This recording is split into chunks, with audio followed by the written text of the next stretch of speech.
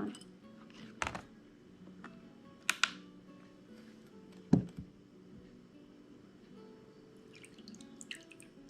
41 กรัม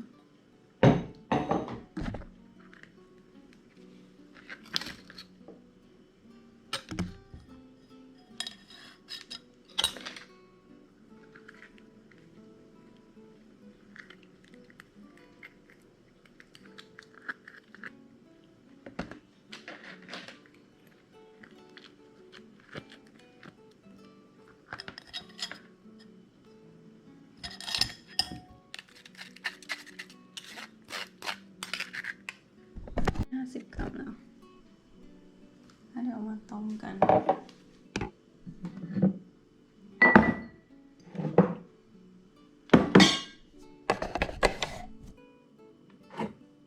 ไม่ได้เสียบปลั๊ก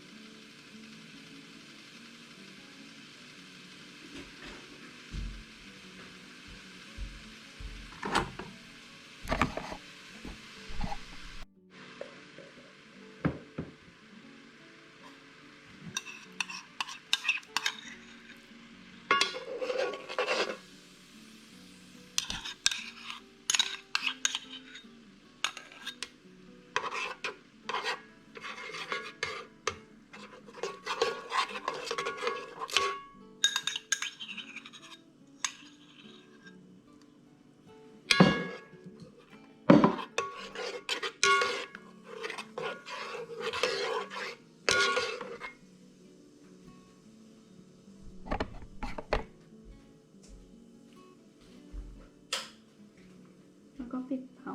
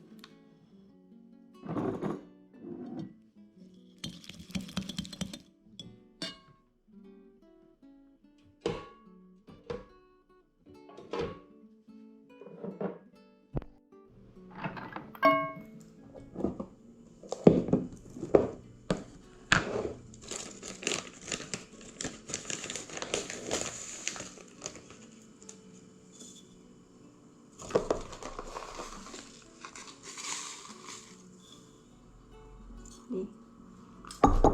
ใส่น้ำตาลไป25 กรัมแล้วก็เราคนให้เข้ากัน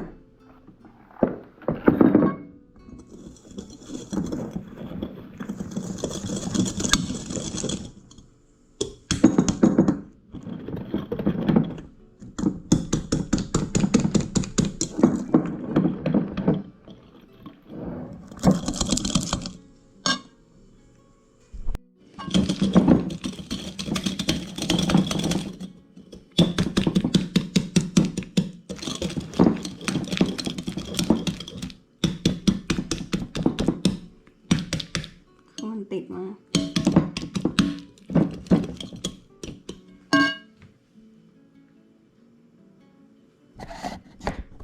แล้วเราก็จะใส่น้ำสับปะรดที่เราใส่กับเจลาตินที่ต้มลงมา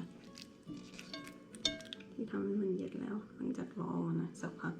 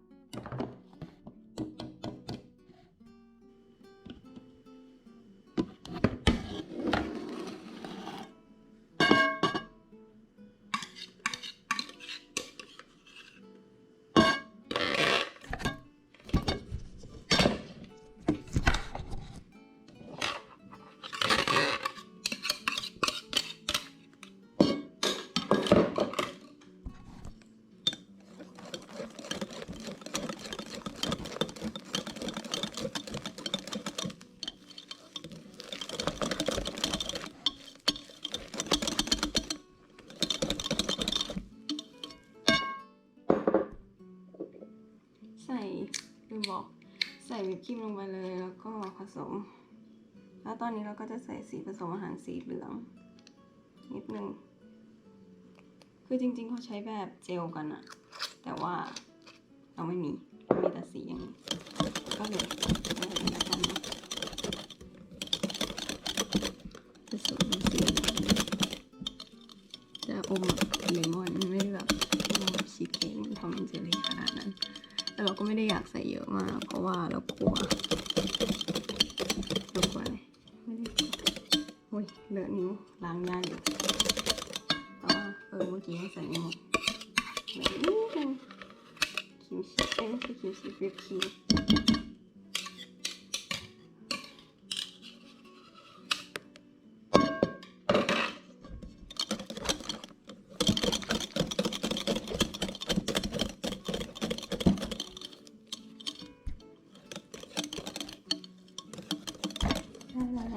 เดี๋ยวเอาไปใส่พิมพ์ก็เราจะเอาใส่พิมพ์อันเนี้ยอันจิ๋วๆเนี่ยพิมพ์อยู่ไหนนะมันไม่ใช่พิมพ์แบบทอมแอนเจอรี่อะเพราะเราไม่มีแล้วเราก็ไม่คิดจะซื้อด้วยหรืออาจจะซื้อไม่รู้ยังไม่คิดจะซื้อในออนไลน์เพราะว่ามันทำได้แค่เมนูเดียวแล้วเราก็บังเอิญมีน้องอันนี้ที่เป็นสามเหลี่ยมเหมือนกันเดี๋ยวใส่ในพิมพ์ไปก่อนแล้วเดี๋ยวเอาเข้าตู้เย็นมันน่าจะเซตได้นะเราไม่มั่นใจเหมือนกันถ้าเราเห็นมาหลายสูตรอันเนี้ยมันเป็นสูตรที่ใช้ผลไม้คือสับปะรดใช่ปะสูตรอื่นอะมันแบบมีแต่สูตรที่ใส่แบบไวท์ช็อกโกแลตแต่สูตรนี้ดูแบบเฮลตี้สุดแล้วก็เลยเอาสูตรนี้มาทำลองทำดูเดี๋ยวเราเอาเข้าตู้เย็นสูตรเนี้ยต้องเข้าตู้เย็นนานหน่อยนะเขาบอกให้เข้าตู้เย็น4 ชั่วโมงนะก็เดี๋ยวเอาช่องฟรีซด้วยเอาเข้าช่องฟรีซก่อนแล้วมาดูกันตอนเสร็จน่ารักได้เป็นลายเลยทุกคนเราทำได้แล้ว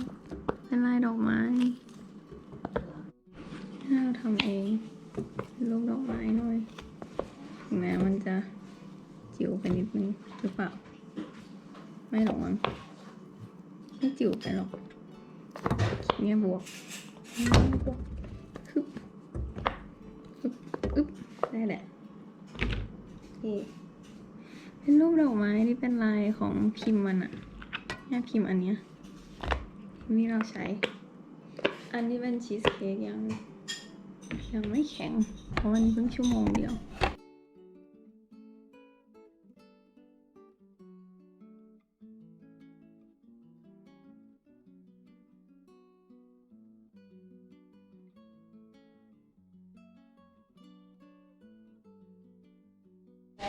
มาโรยแล้วกันว่ามันไม่หัก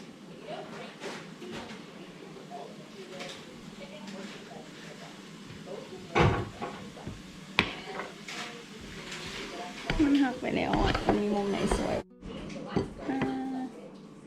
อย่าเพิ่งละลายนะ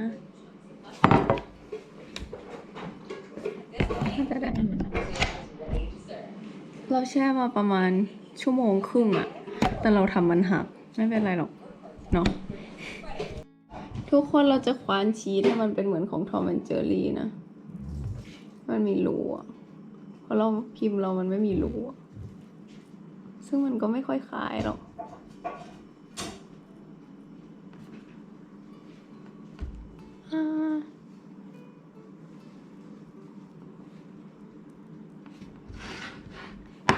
ปัดออกก่อนจริงๆควรใช้สกูปมากกว่านี้ได้ก็คือไม่มีสกูป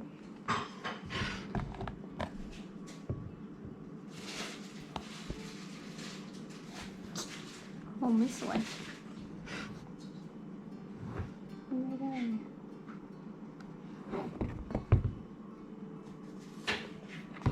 แต่เราก็แค่เอามันไม่เป็นรูแล้วเขาดูต้นแบบก่อนคือมันเห็นว่ามันเป็นรูอ่ะคือแบบทำไมมันทำยากจัง